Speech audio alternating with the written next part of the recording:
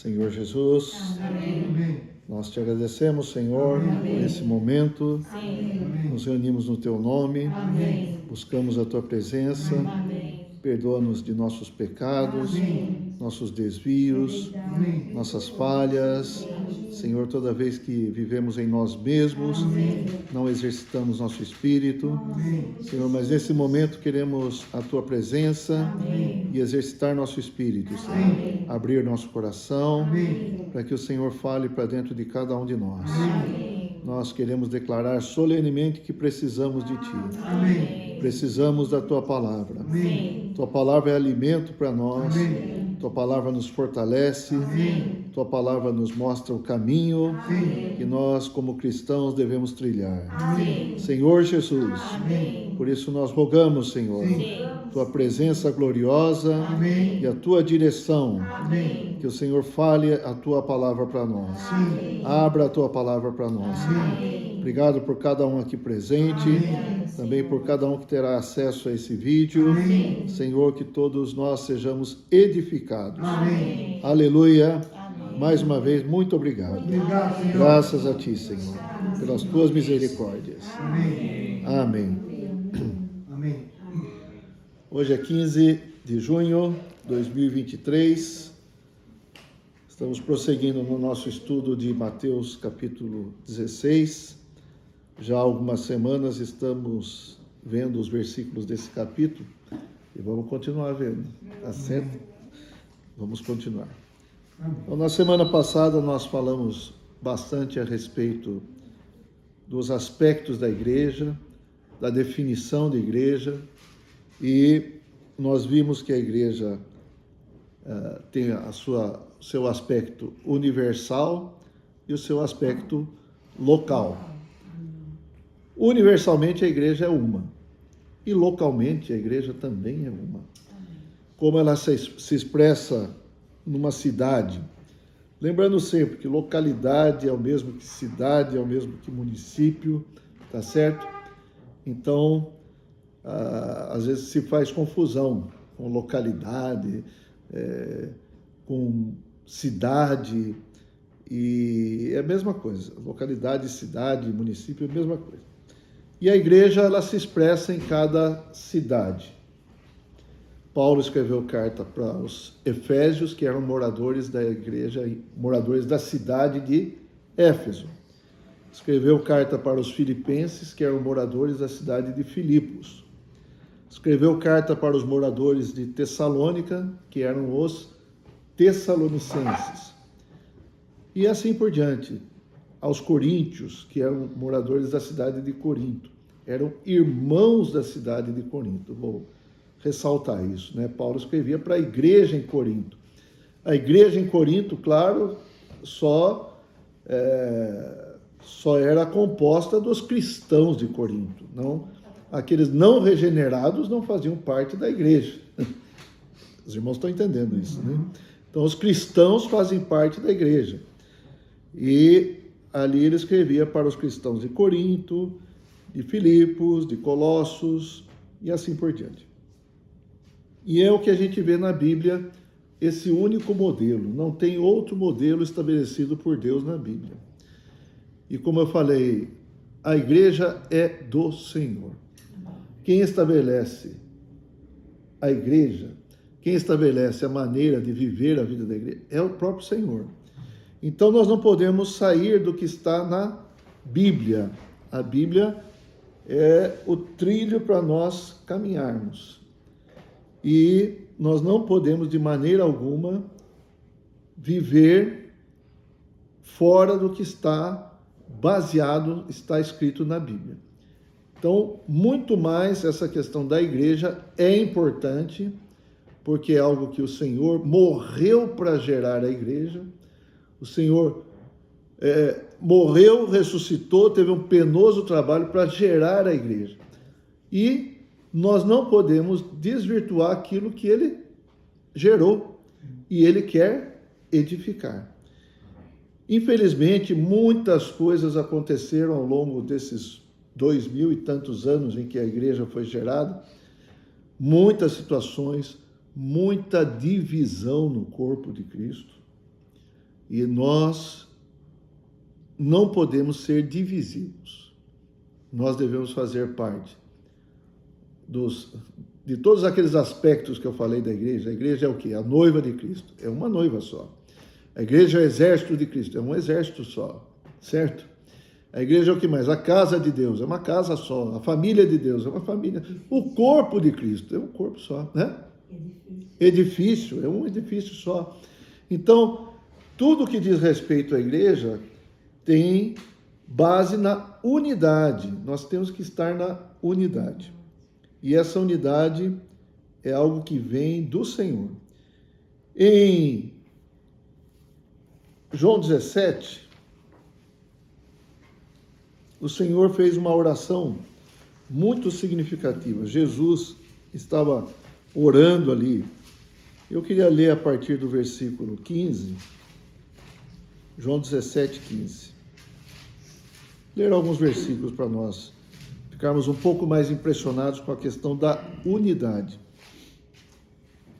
O Senhor fala assim: não peço que os tires do mundo, e sim que os guardes do mal. O Senhor estava orando por quem? Por nós. Nós estamos aqui nesse mundo, nós temos um corpo físico, vivemos nesse mundo. Aí o Senhor está falando, não tira do mundo, mas guarde eles do mal. O mal está aí, certo? Como 1 João 5,19. O mundo jaz no maligno. Só que tem uma outra frase. Sabemos que somos de Deus. E o mundo inteiro jaz no maligno. Então tem duas turminhas aí, né? Uma turminha que jaz no maligno e uma turminha que é de Deus. E o Senhor está orando. Peço que não peço que os tire do mundo, e sim que os guardes do mal. Eles não são do mundo. Estão no mundo, mas não são do mundo. Como também eu não sou. Santifica-os na verdade. O que é a verdade? A tua palavra é a verdade. Então nós queremos viver a verdade da igreja? A tua palavra é a verdade. Nós queremos viver a verdade da santificação? A palavra é a verdade, traz a verdade da santificação. E assim por diante. Tudo que nós precisamos viver na realidade está na palavra do Senhor. Versículo 18 fala assim: assim como tu me enviaste ao mundo, também eu os enviei ao mundo. E a favor deles eu me santifico a mim mesmo, para que eles também sejam santificados na verdade. Não rogo somente por estes, mas também por aqueles que vierem a crer em mim por intermédio da sua palavra. Então, nós que cremos no Senhor, viemos a crer no Senhor por intermédio do quê? Da palavra. Da palavra. Então o Senhor está rogando por nós também. Estava rogando por nós nesse momento. Amém. Versículo 21, olha só. A fim de que todos sejam um. Todos quem? Os cristãos. Vamos pegar o versículo de cima. Não rogo somente por esses, mas também por aqueles que vierem a crer em mim por intermédio da sua palavra. Então nós cremos no Senhor por intermédio do quê? Da palavra. Então o Senhor está rogando para que todos os que creem no Senhor por intermédio da palavra sejam um. Olha aqui, que oração, né? E como és tu, ó Pai, em mim e eu em ti, também sejam eles em nós, para que o mundo creia que tu me enviaste.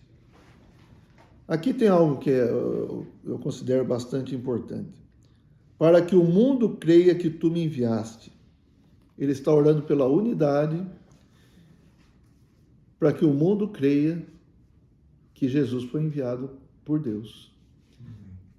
Então, se nós falhamos na questão da unidade, nós prejudicamos o mundo na questão de crer no Senhor Jesus. Vocês estão entendendo isso que eu estou falando? Tá claro o que eu estou falando? Se nós, todos os cristãos da Terra, tivessem unidade, olha, a gente ia ganhar esse mundo todo para Cristo. Mas por que hoje não é assim? Porque tem muitas divisões, muitos problemas entre cristãos. Você pensa de um jeito, você pensa do outro, você reúne nesse grupo, você reúne naquele outro grupo. às vezes até comparações, nosso grupo é melhor que o seu, o nosso canta melhor, o nosso tem mais poder, não sei o que lá. Então, isso é unidade? Isso não é unidade. Então, o mundo tá sendo prejudicado por causa da nossa falta de unidade. Seria muito mais fácil a gente pregar o evangelho para as pessoas se a gente tivesse unidade entre todos os cristãos. Ó Senhor Jesus. Vamos continuar. Eu lhes tenho transmitido a glória que me tens dado para que sejam um, como nós o somos. Eu neles e tu em mim, a fim de que sejam aperfeiçoados na unidade. Outra vez, para que o mundo conheça que tu me enviaste e os amaste, como também amaste a mim. Pai, a minha vontade é que onde eu estou, estejam também comigo os que me deste, para que vejam a minha glória que me conferiste, porque me amaste antes da fundação do mundo. Bom, vamos ficar por aqui.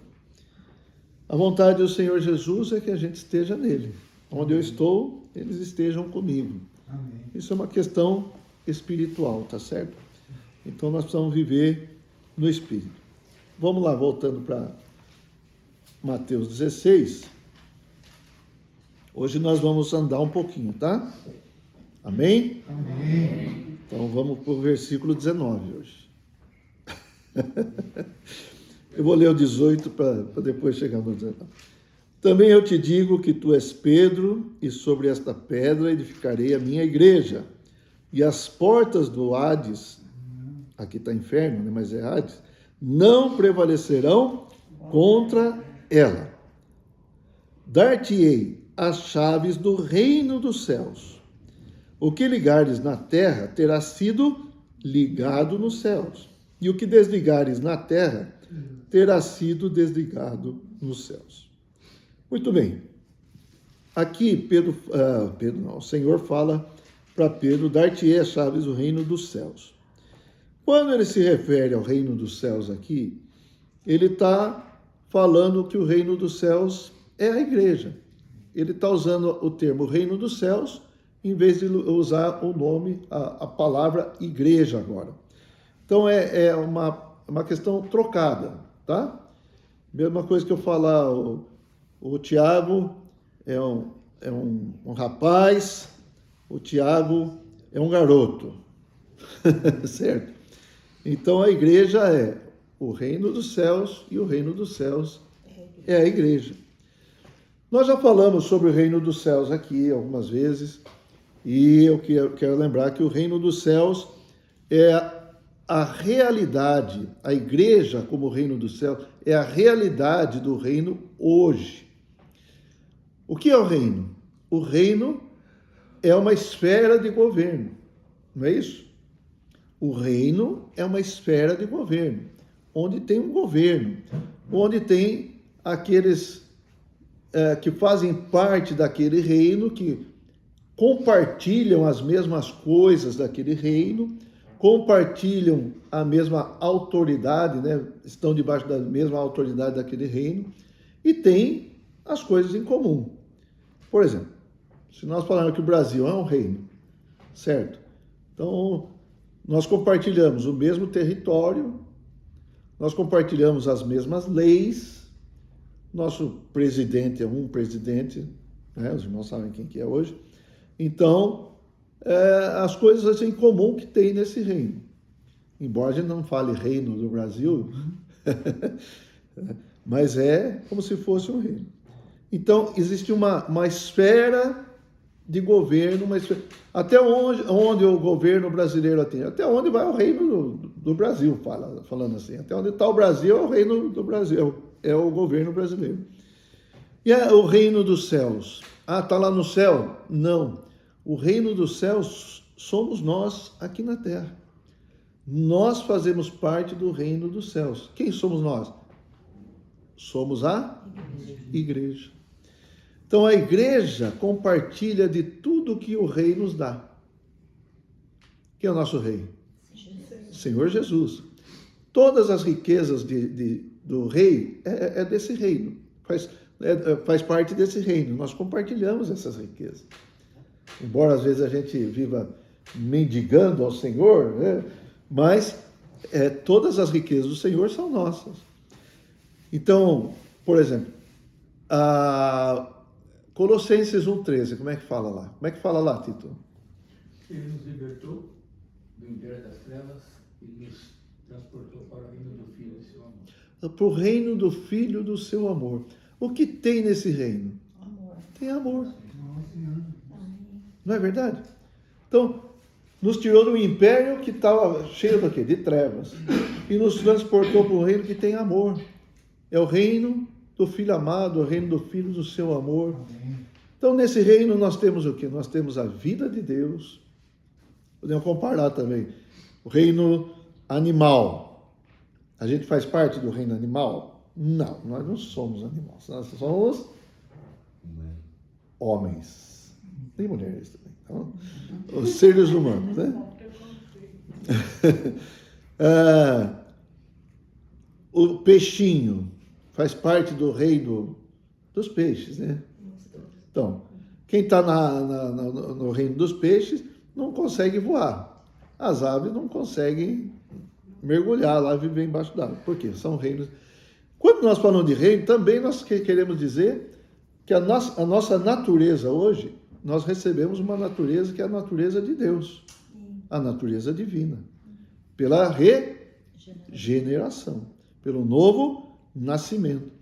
Por isso que o Senhor Jesus falou para o Nicodemos: você precisa nascer de novo. Quem não nascer de novo não pode ver o reino e não pode entrar no reino de Deus. Então nós só entramos nesse reino porque um dia nós nascemos de novo. Qual é a maneira de nós nascermos? O dia que nós cremos no Senhor Jesus. Senhor, eu creio em Ti. Senhor, eu Te recebo. O dia que nós invocamos o nome do Senhor Jesus. Ó Senhor Jesus. Aí a vida nova entrou em nós. Amém. Então hoje a igreja é o reino dos céus aqui na terra. Tá?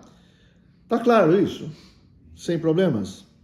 Então sempre que estamos vivendo em submissão ao Espírito, nós também estamos vivendo na realidade do reino dos céus. Não vou dizer para vocês que 24 horas por dia a gente está vivendo nessa realidade. Não é verdade? Infelizmente. Às vezes quando você acorda de mau humor, você acorda até dando tapa no despertador, jogando longe o celular. Já ouviu alguns casos assim? Vai lá, olha no espelho e fala: quem é você?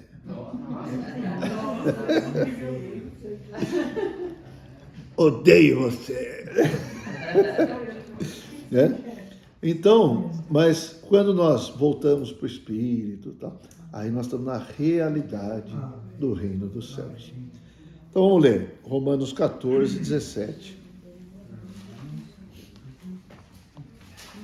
Já lemos esse versículo. Então tem alguns versículos que nós vamos ler várias vezes, às vezes com um enfoque, às vezes com outro enfoque, tá bom? Amém. Isso. Vamos lá? Porque o reino de Deus não é comida, nem bebida, mas justiça e paz e alegria no Espírito Santo. Então, o reino de Deus é uma questão de estar no Espírito. Está no Espírito? Justiça, paz e alegria. O que tem no Espírito? Tem justiça. Desfrutou da justiça? Tem paz. Desfrutou da paz? Tem alegria. Amém. Aleluia. Gálatas 5:25.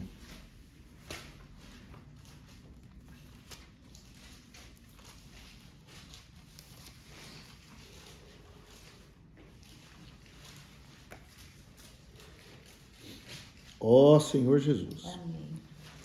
Se vivemos no Espírito, andemos também no Espírito. Então, é simples esse versículo, né? Nós recebemos o Espírito, vamos viver no Espírito, Vamos andar no Espírito. Andar no Espírito é uma questão do que nós fazemos, nosso dia a dia, certo? Nosso contato com as pessoas, nosso viver social, familiar, de trabalho, reunião da igreja, tudo que a gente faz deve ser vivido no Espírito. Essa é a realidade da vida cristã, essa é a realidade do nosso viver no reino dos céus. Amém? No futuro, nós vamos ter a manifestação do reino dos céus. Por que nós falamos que haverá manifestação? Quando o Senhor vier, aí ele vai mostrar claramente para o universo inteiro, para todo mundo, certo? Que ele é o rei, e ele vai reinar na terra por 1000 anos, depois vem a Nova Jerusalém. Então essa será a manifestação do reino dos céus. Quem vive na realidade hoje do reino dos céus vai entrar, vai viver na manifestação junto com o Senhor. Vai reinar com o Senhor. Olha só. É uma benção ou não? Então nós precisamos praticar viver no reino dos céus hoje. De que maneira? Ouvindo e recebendo a palavra do Senhor. E obedecendo a palavra do Senhor. Amém? O que o Senhor quis dizer com relação a dar-te-ei as chaves do reino dos céus? O que o Senhor quis dizer com isso? Que ele vai ser o chefe da igreja? O chefe da igreja? É um pensamento que as pessoas têm, né? Não, essas chaves já foram usadas, sabe, Humberto? Mas Pedro, ele usou a primeira... Quando fala chave, é mais de uma, né? A primeira chave ele usou para abrir as portas do reino, vamos falar assim, para os judeus. Certo? Quando foi isso? Em Atos capítulo 2. Então vamos ver? Atos capítulo 2.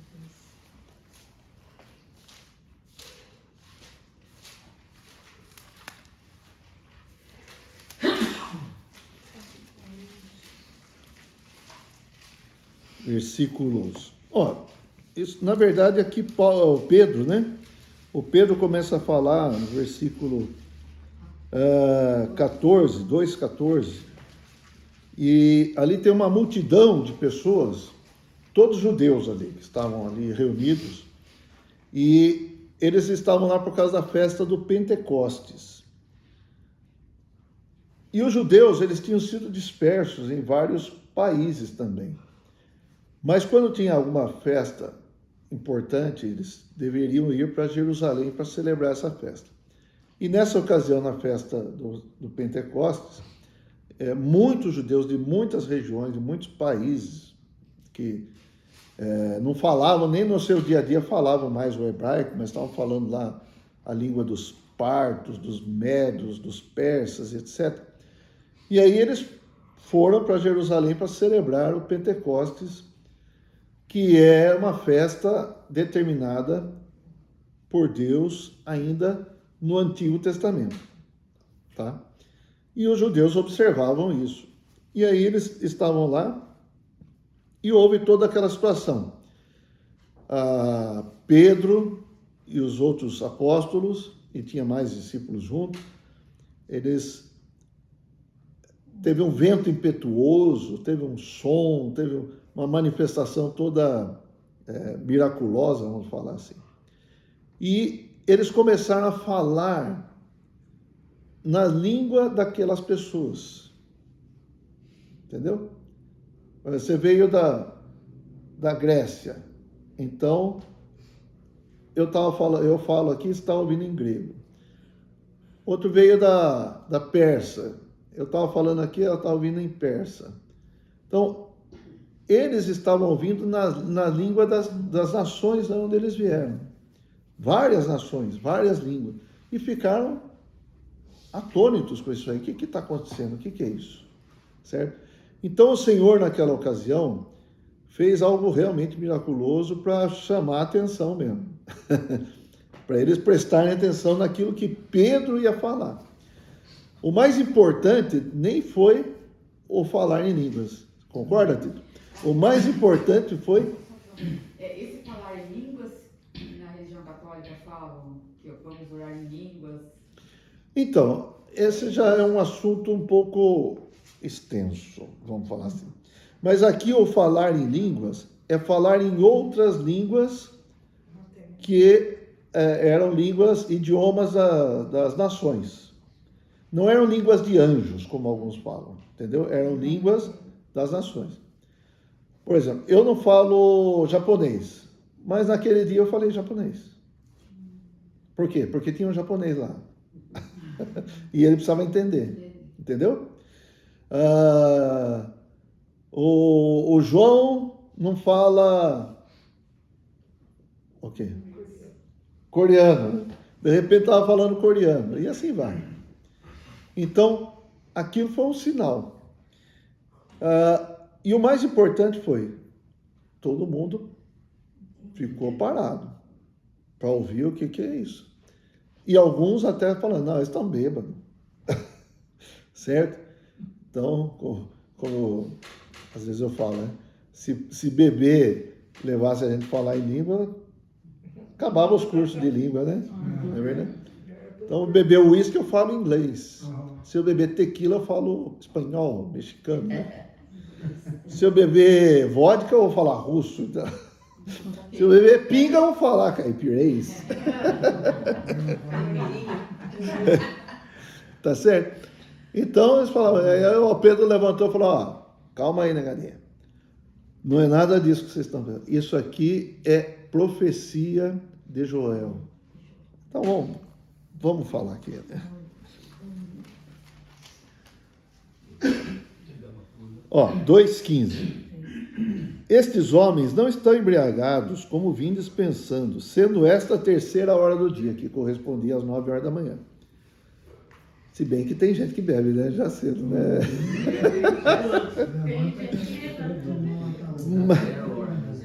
Mas o que ocorre é o que foi dito por intermédio do profeta Joel. Está lá no Joel.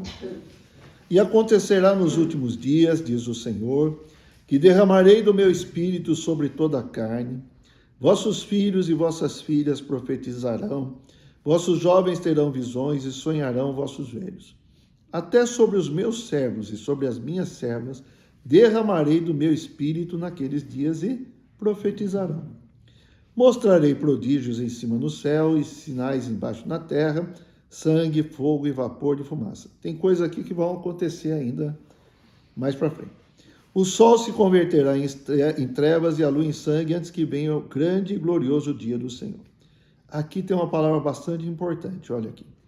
E acontecerá que todo aquele que invocar o nome do Senhor será salvo. Então, algumas coisas não acontecem, não é para todo mundo, mas é para todo mundo. Aquele que invocar o nome do Senhor será salvo. Isso é para todo mundo. Qualquer um que invocar o nome do Senhor vai ser salvo.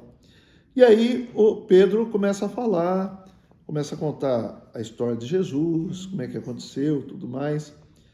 E aí nós vamos, para não ficar muito tempo aqui, no versículo 38. Vou no 37 primeiro, tá? Ouvindo eles estas coisas, tudo que Pedro falou, depois vocês podem ler, compungiu-se-lhes o coração e perguntaram a Pedro e aos demais apóstolos, que faremos, irmãos? Respondeu-lhes Pedro, arrependei-vos e cada um de vós seja batizado em nome de Jesus Cristo para a remissão dos vossos pecados e recebereis o dom do Espírito Santo. Receber o Espírito é ser regenerado. Tá certo? Então, Pedro, nesse momento, eles falaram, o que nós vamos fazer? O que o Pedro fez? Usou a primeira chave. Abriu a porta para os judeus entrarem no reino dos céus por meio da regeneração, que começa com arrependei-vos. Amém. Quando a gente se arrepende, a gente crê no Senhor, certo? a gente crê no Senhor, a gente recebe o Espírito em nós, nós entramos no reino do Senhor. Então aqui, esse público aqui era judeus, certo? Então vamos lá. 39, ainda fala assim: pois para vós outros é a promessa, para vossos filhos e para todos os que ainda estão longe, isto é, para quantos o Senhor nosso Deus chamar. 39. 40. Com muitas outras palavras deu testemunho e exortava-os, dizendo: salvai-vos desta geração perversa. Então, os que lhe aceitaram a palavra foram batizados, havendo um acréscimo naquele dia de quase 3.000 pessoas. Olha, foi por atacado. Foi de baciada, como se diz. No capítulo 10 de Atos, então, até aí vamos entender o seguinte. Os que foram salvos ali, eles estavam num ambiente judaico e eles pregavam para os judeus. Eles não pregavam para quem não era judeu. Eles achavam que a salvação era só para os gentios. Ou para os judeus, tá? Mas aí, será que é só para os judeus? Não é para nós também? Não tem uma chavinha para nós, hein? Para abrir a porta para nós? Então tem uma chave. E essa chave Pedro usou, a outra chave Pedro usou para abrir a porta para os gentios. Tá certo? Então vamos lá. Capítulo 10 de Atos. Eu vou ler desde o começo aqui, capítulo 10, versículo 1. Morava em Cesareia um homem de nome Cornélio, centurião da coorte chamada Italiana. Tutti buona gente. Piedoso e temente a Deus, com toda a sua casa, e que fazia muitas esmolas ao povo e de contínuo orava a Deus. Esse homem observou claramente durante uma visão, cerca da hora 9 do dia, um anjo de Deus que se aproximou dele e lhe disse: Cornélio. Este, fixando nele os olhos e possuído de temor, perguntou: o que é, Senhor? E o anjo lhe disse: as tuas orações e as tuas esmolas subiram para a memória diante de Deus. Agora envia mensageiros a Jope e manda chamar Simão, que tem por sobrenome Pedro. Ele está hospedado com Simão, curtidor, cuja residência está situada à beira-mar. Logo que se retirou, o anjo que lhe falava chamou 2 dos seus domésticos e um soldado piedoso dos que estavam a seu serviço, e, havendo-lhes contado tudo, enviou-os a Jope. Bom, ele era da corte italiana, ele era um romano e era um gentil, não era do povo judeu, tá certo? E ele recebeu, ele de certa forma, ele temia Deus, ele orava, não sei qual que era a experiência exatamente, mas ele temia a Deus. Hã? E o anjo veio falar com ele e tal. Aí ele mandou 2 mensageiros ir lá para a casa do Pedro, chama o Pedro lá. No dia seguinte, versículo 9, indo eles de caminho, estando já perto da cidade, então, ao mesmo tempo que eles estavam indo, estava acontecendo isso com Pedro. Subiu Pedro ao eirado por volta da hora 6ª, a fim de orar. Hora 6ª é por volta do meio-dia, por isso que ele estava com fome. Estando com fome, quis comer, mas enquanto lhe preparavam a comida, sobreveio-lhe um êxtase. Então viu o céu aberto e descendo um objeto como se fosse um grande lençol, o qual era baixado à terra pelas 4 pontas, contendo toda a sorte de quadrúpedes, répteis da terra e aves do céu. E ouviu-se uma voz que se dirigia a ele: levanta-te, Pedro, mata e come. Mas Pedro replicou: de modo nenhum, Senhor. Para quem ele respondeu? Para o Senhor, né? Foi? Aí vamos lembrar aquele versículo: quem me chama Senhor se não faz o que eu mando, né? Não é verdade? E o Senhor tinha falado: levanta, mata e come, não foi? Mas ele replicou: de modo nenhum, Senhor, porque jamais comi coisa alguma comum e imunda. Segunda vez a voz lhe falou: ao que Deus purificou, não consideres comum. Sucedeu isto por 3 vezes e logo aquele objeto foi recolhido ao céu. O que significa essa visão que Pedro teve? Que aqueles animais comuns representavam os gentios. E aqui o Senhor falou: levanta e come, pode comer, está purificado. Eles não comiam esses animais. Não comiam. Ali tinha o leitãozinho, o frango, tinha lá os peixes também, né, Tito? Tinha alguns peixes lá. E assim vai. E aí Pedro nunca tinha comido aquilo lá, mas o Senhor falou: levanta e come. Aí ele falou: não, jamais entrou coisa comum, imunda. Ele falou: mas eu purifiquei, o que eu purifiquei, não consideres comum. Então, essa palavra tem: não consideres comum. 17. Enquanto Pedro estava perplexo sobre qual seria o significado da visão, eis que os homens enviados da parte de Cornélio, tendo perguntado pela casa de Simão, pararam junto à porta e, chamando, indagavam se estava ali hospedado Simão, por sobrenome Pedro. Enquanto meditava Pedro acerca da visão, disse-lhe o Espírito: estão aí 2 homens que te procuram. Levanta-te. Só faltou falar: levanta-te e come, né? Levanta-te, pois, desce e vai com eles, nada duvidando, porque eu os enviei. E descendo Pedro para junto dos homens, disse: aqui me tendes, sou eu a quem buscais, aqui viestes.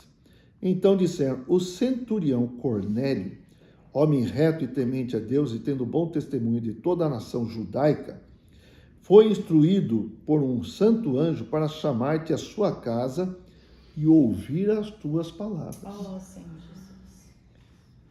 Jesus. Pedro, pois, convidando a entrar, hospedou-os. No dia seguinte levantou e foi. 24. No dia imediato entrou em Cesareia. Cornélio estava esperando por eles, tendo reunido seus parentes e amigos íntimos. É como nós aqui. Aconteceu que, indo Pedro a entrar, lhe saiu Cornélio ao encontro e, prostrando-se-lhe aos pés, o adorou. Tá certo isso? Mas Pedro levantou, dizendo: ergue-te, que eu também sou homem. Então deve adorar homem? Não. Falando com ele, entrou, encontrando muitos reunidos ali, a quem se dirigiu, dizendo: vós bem sabeis que é proibido a um judeu ajuntar-se ou mesmo aproximar-se a alguém de outra raça. Mas Deus me demonstrou que a nenhum homem considerasse comum ou imundo. Caiu a ficha do Pedro. Ele entendeu a visão agora, né? Por isso, uma vez chamado, vim sem vacilar. Pergunto, pois, por que razão me mandaste chamar?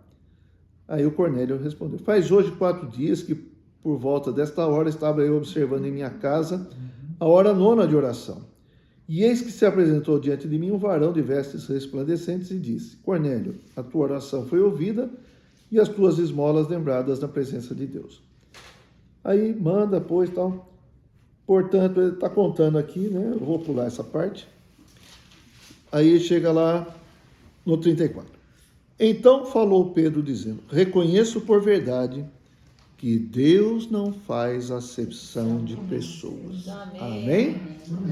Deus não faz acepção de pessoas. Pelo contrário, em qualquer nação, aquele que o teme e faz o que é justo, lhe é aceitável. Esta é a palavra que Deus enviou aos filhos de Israel, anunciando-lhes o evangelho da paz por meio de Jesus Cristo. Este é o Senhor de todos. Amém. Aleluia. Aí vou pular aqui uma parte. Deixa eu ver. Versículo 44. Pedro estava falando, então, de Jesus e tal. Ainda Pedro falava estas coisas quando caiu o Espírito Santo sobre todos os que ouviam a palavra. E os fiéis que eram da circuncisão, que vieram com Pedro, admiraram-se, porque também sobre os gentios foi derramado o dom do Espírito Santo. Amém. Então, os gentios também receberam o Espírito Santo. Então, a porta do reino foi aberta para os gentios. Por isso o Senhor falou: dar-te-ei as chaves do reino dos céus. Amém. Abriu para os judeus, Abriu. abriu para os gentios. Amém. E agora, lá em Efésios, a gente leu já algumas vezes, de ambos fez um. Ambos quem? Judeus e gentios. Derrubou a parede da separação. Aboliu na sua carne a inimizade, certo? Então, em Cristo não tem separação. Em Cristo não tem separação entre judeus e gentios, não tem. Fora de Cristo, os judeus que estão lá na religião judaica ainda tem separação, sim, tá? Mas em Cristo não tem. Então essa é a questão da chave que foi usada por Pedro para abrir a porta para os judeus e para os gentios. Amém? Amém. Tá claro? E aí, fala assim, voltando lá para Mateus 16, 19, né? Dar-te-ei as chaves do reino dos céus, o que ligares na terra terá sido ligado nos céus, e o que desligares na terra terá sido desligado nos céus. Nós vamos acabar respondendo a sua colocação. É a sua pergunta, né? É, a minha pergunta e a sua colocação. Tá certo. Só tomar uma água.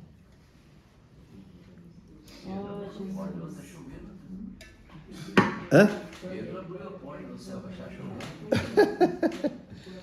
Então aqui, ligar, fala sobre ligar e desligar. Ok. A palavra aqui, ligar e desligar, pode ser traduzida também como prender e desprender, atar e desatar, tá? Esse que é o sentido das palavras aqui. Essas mesmas palavras foram faladas no capítulo 18. O que está acontecendo? Tá ligado, hein? Foram faladas no capítulo 18. Então, o que eu quero mostrar agora? É só Pedro? Não, é a igreja. Ligar e desligar essa autoridade e tal, é para a igreja. Vamos lá, capítulo 18.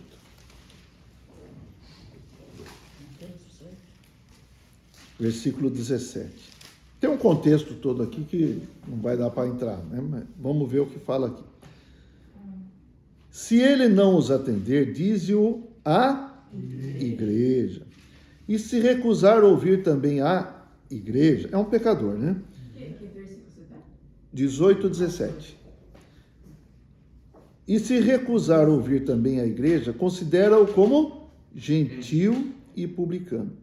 Em verdade vos digo que tudo o que ligardes na terra terá sido ligado nos céus, e tudo o que desligardes na terra terá sido desligado nos céus. Então aqui está dizendo com respeito à igreja, tá? Agora, o que é esse ligar e desligar? Vamos lá. Senhor Jesus. Deixa eu ver aqui. A autoridade, na verdade, vem do cabeça, né? E a igreja está unida ao cabeça, então a igreja tem essa autoridade. O que ligares na terra terá sido ligado nos céus. Por isso que nós falamos que a igreja é o reino dos céus. Os céus têm um reino aqui. Nós estamos na terra, mas não somos da terra, né? Nós estamos no mundo, mas não somos do mundo. Então nós somos onde? Nós somos do céu. Essa deve ser a nossa realidade, tá ok? Então, dentro dessa realidade, nós temos um cabeça.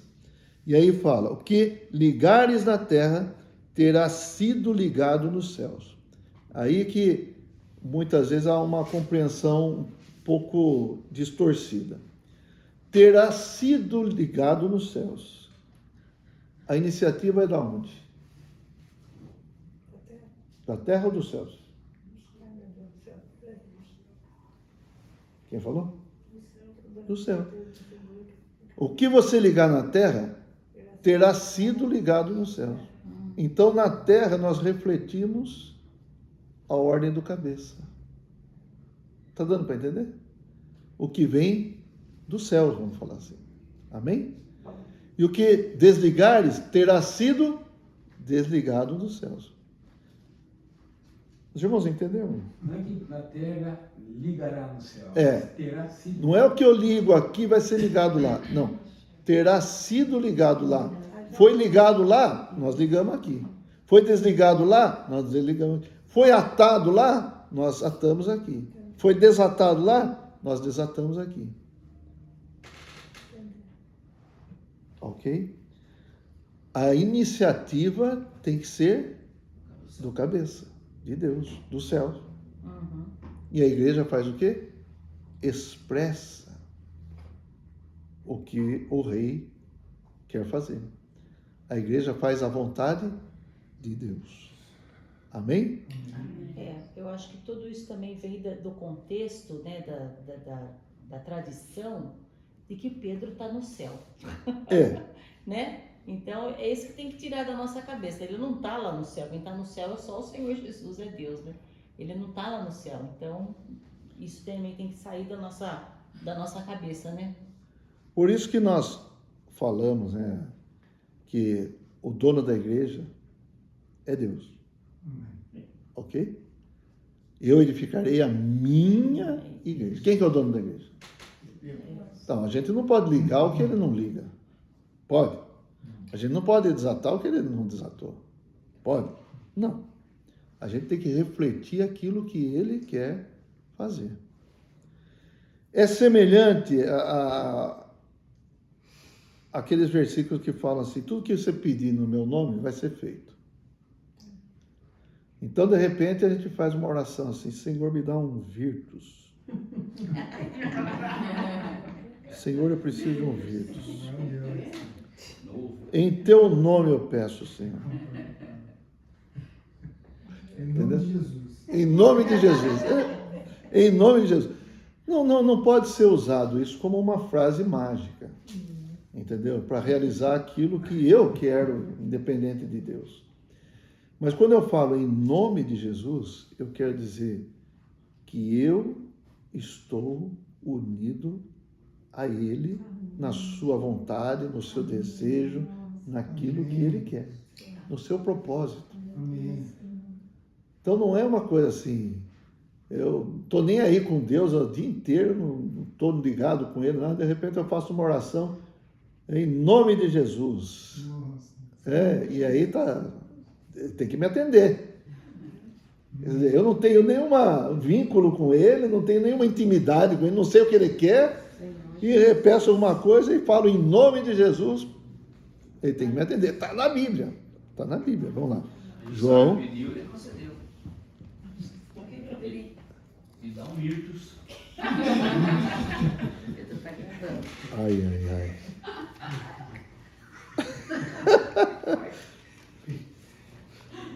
É verdade.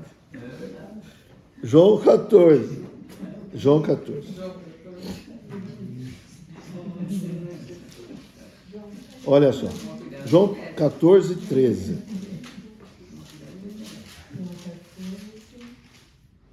13.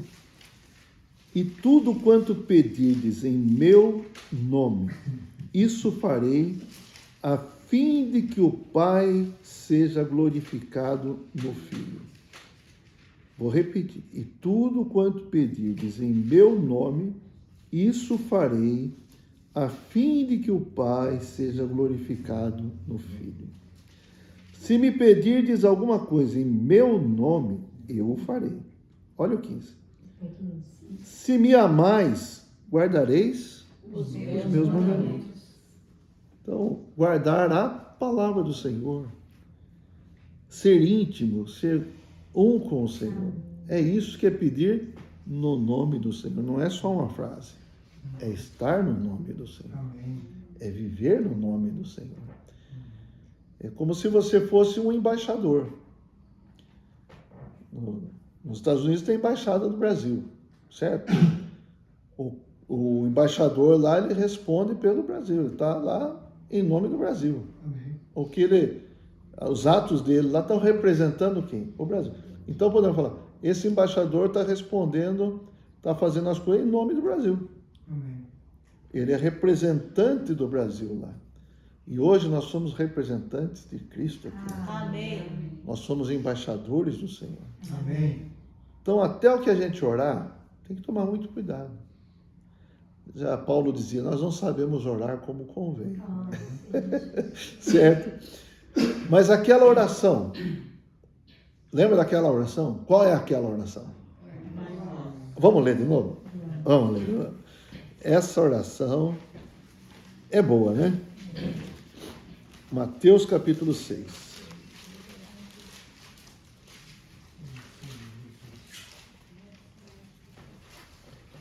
Mateus 6, 9. Ó Senhor Jesus. Portanto, vós orareis assim: Pai nosso que está nos céus, santificado seja o teu nome. Venha o teu reino. Faça-se a tua vontade, assim na terra como no céu. O pão nosso de cada dia dá-nos hoje. Perdoa-nos as nossas dívidas, assim como nós temos perdoado aos nossos devedores. E não nos deixes cair em tentação, mas livra-nos do mal. Pois teu é o reino, o poder e a glória para sempre. Amém. Amém. Essa oração é uma oração no nome do Senhor? É unida ao Senhor? Sim. Expressa a vontade do Senhor? Sim. Por isso que o Senhor falou, vocês devem orar assim. Não é que precisa ser as mesmas palavras, mas é um modelo de oração, um padrão de oração, onde nós oramos pela vontade do Senhor, Amém. pelo reino do Senhor, pelo nome do Senhor seja santificado na terra. Oramos também pelo quê? O nosso pão é legítimo. Oramos para o Senhor nos dar capacidade de perdoar a quem nós devemos, a quem nos tem ofendido, e assim vai. E aí termina falando assim, né? Não nos deixes cair em tentação, livra-nos do mal. Isso mostra que a gente não é capaz em nós mesmos, nós precisamos que o Senhor nos livre do mal. Amém? Amém. Ó Senhor Jesus, tinha um menininho que perguntava, você tem medo do quê? Eu tenho medo do Malabem. Malabem? O que é isso? Ah, porque minha mãe sempre fala, livra-nos do Malabem. Amém. Então eu tenho medo do Malabem. Bom, vamos voltar aqui. Senhor Jesus. Mas essa oração, né? Falando bem sério, essa oração é de acordo com o coração do Senhor.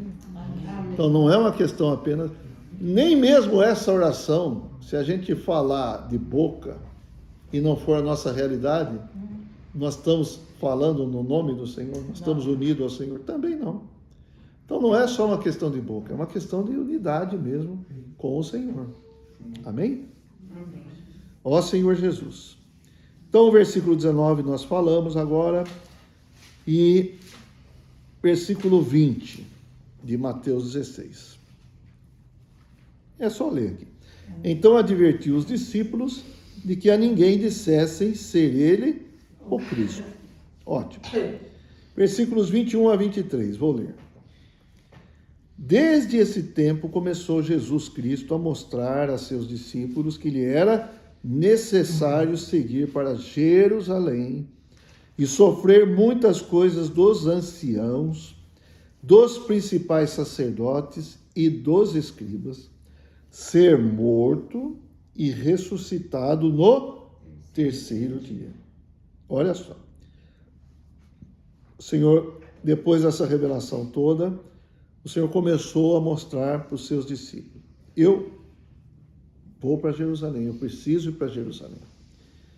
Ali eu vou sofrer, ali vão me perseguir, vou sofrer na mão dos anciãos, dos sacerdotes, dos escribas, eu vou ser morto e eu vou ressuscitar no terceiro dia. Parece que eles só ouviram o morto, né? O ressuscitar eles não ouviram, não prestaram atenção. Por quê? Porque não é algo do normal deles, né? Não é normal alguém ressuscitar. Isso é algo inédito, isso é algo... Ah, mas teve algumas ressurreições. Teve algumas ressurreições antes. Mas todos morreram depois, né? Mas o Senhor falou que ia ressuscitar no terceiro dia. Isso o Senhor já estava avisando os seus discípulos, aqueles que andavam com Ele, aqueles a quem Ele ensinava. E aqui o Senhor estava mostrando que o caminho é um caminho de sofrimento, certo? É um caminho de morte, é um caminho de cruz para haver ressurreição. Quem quer trilhar esse caminho? A ressurreição que não tem ressurreição sem morte, certo? Mas o Senhor estava mostrando que a cruz é o caminho que todos nós devemos tomar. Amém. João 12, 24.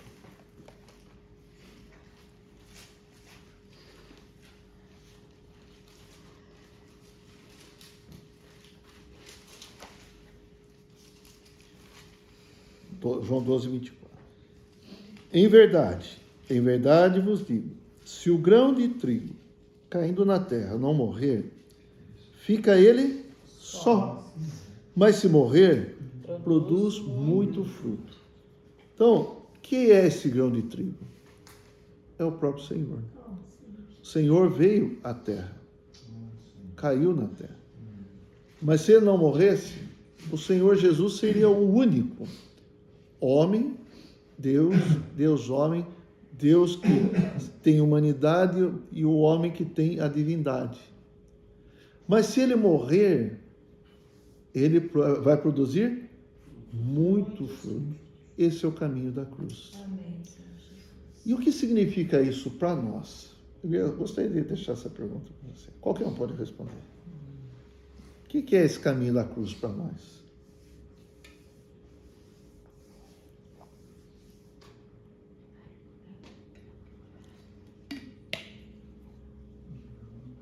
Deixar o velho homem? Deixar o velho homem, sim. Negar nosso ego, né? Às vezes nós precisamos fazer coisas que são contrárias àquilo que o meu eu quer. Esse é o caminho da cruz, esse é o caminho do sofrimento. Às vezes eu não quero ir para uma reunião. Não é verdade? Eu não quero ir para uma reunião, está chovendo. Mas se eu não morrer, não vai produzir fruto. Então eu preciso morrer, eu preciso negar meu ego, ir para a reunião, ganhar da palavra. E até mesmo vindo para a reunião, eu ajudo outros. Não é verdade? Sim.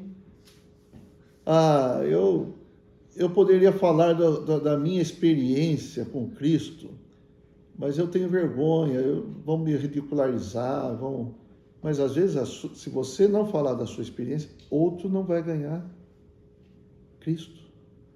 A outra pessoa poderia ganhar Cristo. Então, nesse caso, se você morrer e falar da sua experiência, olha, eu pensava que conhecia Jesus, mas eu não conhecia bem. Mas agora eu estou desfrutando da palavra do Senhor, estou lendo a Bíblia. Olha, isso tem mudado a minha vida. Você podia ficar quieto, não podia? Aí é o grão de trigo que fica sozinho. Mas se você falou isso, você lançou também uma semente para as pessoas que estão na sua volta. E isso pode produzir muito fruto. Então são exemplos pequenos assim, mas é o caminho da cruz, que muitas vezes é prático para a nossa vida. Não é verdade? É prático. Tantas coisas a gente não precisa fazer. Se eu não fizer, ninguém vai achar ruim. Mas se eu fizer, outros vão ganhar vida. Não é verdade? Vamos falar, né, Tito? Vai lá para Rio Claro. Puxa, tem que pôr gasolina no carro. Tem que... para ajudar os irmãos lá em Rio Claro, tal. E eu tô com dor no... Onde que tá com dor? Agora não sei. São tantas dores. Mas se ficar olhando para a dor, não vai. Não é verdade? Não morre. O grão de trigo vai ficar só lá, na sua casquinha, beleza, sem problema. Mas caiu na terra, a casca começa a partir, não é assim? Começa a sofrer transformações, tudo mais. Tem que romper a terra que está em cima, tem que ir achando o caminho e, por fim, vai enfrentar a atmosfera externa. Pensando assim, né? É tanta coisa. Então, irmãos, mas é isso. Às vezes nós precisamos morrer para produzir frutos. Amém? Amém. Ó Senhor Jesus. Então, como eu estou falando, um simples testemunho seu. Às vezes você vai quebrar a cara, né? Eu não sei falar. Fala a sua experiência. Fala o que você sente. O que você experimentou. Isso já está rompendo a sua casquinha. E vai produzir fruto. Amém. Amém? Então, esse caminho, o Senhor estava mostrando para os seus discípulos que era o caminho que ele ia tomar. E ele é o precursor, é o caminho que nós também devemos tomar. Pedro gostou disso? Não. Versículo 22. Mateus 16, 22. E Pedro, chamando à parte, Senhor, vem cá um pouquinho. Começou a reprová-lo, dizendo: tem compaixão de ti, Senhor. Isso de modo algum te acontecerá. Então, se isso acontecer com o Senhor, pode acontecer com a gente também. Não vamos por esse caminho, não, Senhor. Vamos tomar um outro caminho. Tenha dó de si mesmo. O que o Pedro falou? Tenha dó. Não vai nessa loucura aí, não. Vai, se preserva, né? Se preserva. Sabe que o inimigo de Deus fala muitas vezes isso pra gente. Se preserve. Para que você vai quebrar a cara, quebrar essa casquinha aí? Para quê? Para que você vai falar para os outros? Para que você vai falar, posso orar por você, ou coisa assim, né? Então, se preserve. É a mesma coisa, Pedro estava falando para o Senhor. Falando para o Senhor Jesus. Reprovando o Senhor Jesus. Certo, Ilha? Você tinha essa coragem, Ilha? Não sei. Quem acha que teria essa coragem? Se eu tivesse bravo. Quer que eu fale uma coisa? A gente tem essa coragem. Tem. Sim ou não? Tem. Às vezes a gente reprova o Senhor. Senhor, não vamos por esse caminho, não. Vamos fazer isso, não, Senhor. Vamos arranjar um outro jeito. E a resposta do Senhor foi: Sai daqui. 23, vamos ler então. Sai de ré. Mas Jesus, voltando-se, disse a Pedro: arreda, Satanás, tu és para mim pedra de tropeço, porque não cogitas das coisas de Deus, e sim das dos homens. O Senhor falou para Pedro: olha, vamos pensar um pouquinho. Pouco tempo atrás, o Senhor falou para Pedro: bem-aventurado és. Não foi carne e sangue que tu revelaram, mas meu Pai que está no céu. Agora o Senhor falou para ele o quê? Arreda, Satanás. Porque você não está cogitando as coisas de Deus. Agora você não está cogitando as coisas de Deus. Agora você está cogitando as coisas dos homens. E veja bem, nesse sentido, quando você fica pensando com a mente nas coisas dos homens, você é um com Satanás. É sério ou não é? É muito sério. Ó Senhor Jesus. Senhor Jesus. Bom, eu acho que eu vou parar por aqui. Agora que você acordou? Eu vou parar por aqui, porque senão a gente... Vamos falar o seguinte, a gente vai pegar esse gancho aqui para a semana que vem, tá bom? Amém? Amém. Mas não vamos reprovar o Senhor, tá? Vamos aprovar. Amém. Amém.